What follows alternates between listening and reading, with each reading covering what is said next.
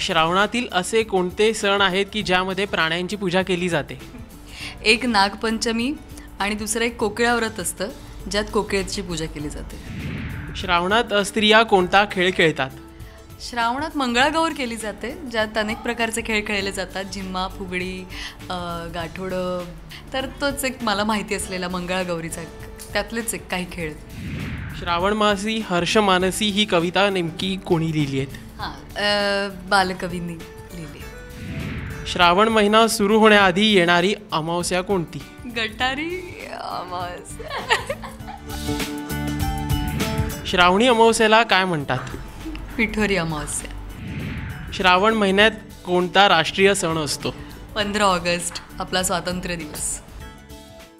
नमस्कार, मी Mrinal Dusanis and subscribe to Rajshri Marathi.